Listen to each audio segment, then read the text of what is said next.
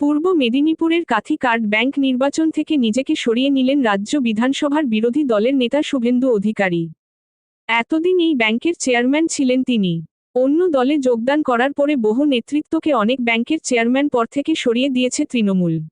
ব্যতিক্রমী ছিলেন শুভেন্দু অধিকারী। অনেকেই মনে করেন তাকে সরানোর সাহস দেখায়নি তৃণমূল।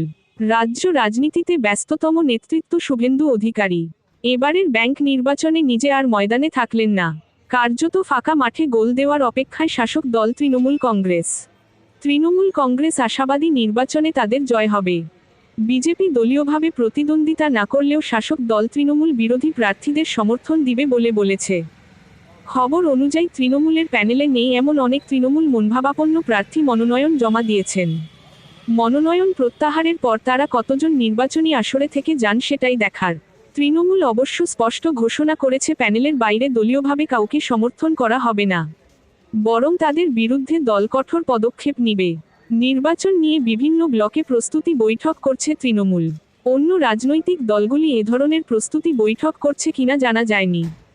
205 জন মনোনয়নপত্র তুললেও শেষ পর্যন্ত জমা দিলেন 176 জন। অনেকেই সরে দাঁড়ালেন নির্বাচন থেকে। শাসক দল তৃণমূলের পক্ষ থেকে প্রতিটি ব্লকের প্রার্থী তালিকা চূড়ান্ত করা হয়েছে। দলীয়ভাবে নির্বাচনে নেই প্রধান বিরোধী দল বিজেপি।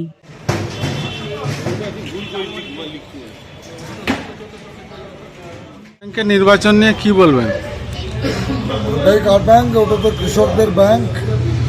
তৃণমূল কংগ্রেস থেকে একটি প্রার্থী তালিকা প্রস্তুত করা হয়েছে এবং এই ব্যাংকে রক্ষা করার তাগিদে স্বচ্ছতা, সততা, নিষ্ঠাকে পাথেয় করে বাংলার জননেত্রী মমতা ব্যানার্জি ও নেতা অভিষেক বন্দ্যোপাধ্যায়ের নির্দেশ ক্রমে সমবায়ে নেত্রীর যে পরামর্শ, সেই পরামর্শকে নিয়ে হেঁটে মানুষের কাছে পরিষেবা পৌঁছে দেওয়ার লক্ষ্যে আমরা যে ক্যান্ডিডেট সমস্ত ঠিক করা হয়েছে তাকে আগামী দিনে মানুষ দুহাত তুলে আশীর্বাদ করে কার্ড ব্যাংকে রক্ষা করবে, এই দায়িত্ব পালন করবে। এতে মানুষের আশীর্বাদ নিতে আমরা নমিনেশন ফাইলের পর্ব শেষ করে আগামীকাল থেকে যাব। কন্টাক্ট কোঅপারেটিভ ব্যাংকের মতো কোনো বিক্ষুব্ধ গোষ্ঠী কি আছে? উপদলীয় বিক্ষুব্ধ কোনো না কোনো জায়গায় থাকলেও থাকতে পারে, তবে দল যে প্যানেল করেছে, দল থেকে যারা বাইরে প্যানেল করবে তাদেরকে দল চূড়ান্ত ব্যবস্থা নেবে, প্রয়োজনীয় ব্যবস্থা গ্রহণ করা হবে। চেয়ারম্যান যিনি ছিলেন শুভেন্দুবাবু, তিনি এবারে ভোটে দাঁড়াননি, তার প্রভাব কতটা থাকবে ব্যাংকের ইলেকশনে? তিনি ধরুন বাংলার নেত্রীকে অসম্মান করে চলেছেন। কার্ড ব্যাংকেও তিনি টিকে থাকার কারণে, আমাদের কিছু জন তাকে সহযোগিতা করার কারণেই টিকেছিলেন। নিশ্চিত তার প্রভাব আমরা এই নির্বাচনে, আজকের ধরুন নমিনেশন ফাইল পর্বে আমরা দেখতে পাচ্ছি 2-3টি এলাকায় বিজেপি নিশ্চিত, মানে শুভেন্দুবাবুর লোকেরা পশ্চাৎ অপসারণ করেছে। এর দ্বারা আমাদের স্বচ্ছতা, সততা, নিষ্ঠার জয় হবে বলে মনে করছি।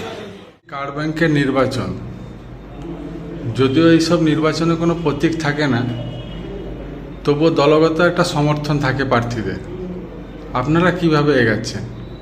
দেখুন, এই সমবায় নির্বাচনে তৃণমূল বিরোধী যে শিবির রয়েছে, সমবায় শিবির, তারাই তৃণমূলের বিরুদ্ধে লড়ছে এবং তাদেরকে আমরা অবশ্যই তাদের সমর্থন দান করব এবং যাতে কার্ড ব্যাংক আগামী দিনে ভালোভাবে চলে তার জন্য আমরা সমস্ত প্রকার সাহায্য সহযোগিতা করব।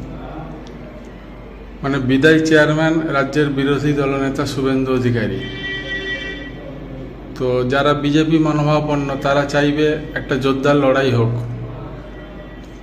সেই দিক থেকে কি ভাবছেন? না, সেদিক থেকে দেখুন, সমবায়টা বরাবরই একটা নন পলিটিক্যাল জায়গা। তো আমরা সব জায়গায় তো রাজনীতি ঢোকাতে চাই না, তবে অবশ্যই আমরা এটা মনে করব যে সেখানে আবার ওই তৃণমূল বিরোধী শিবিরই যেন দখল করতে পারে, তার জন্য আমাদের সর্বাত্মক চেষ্টা করব।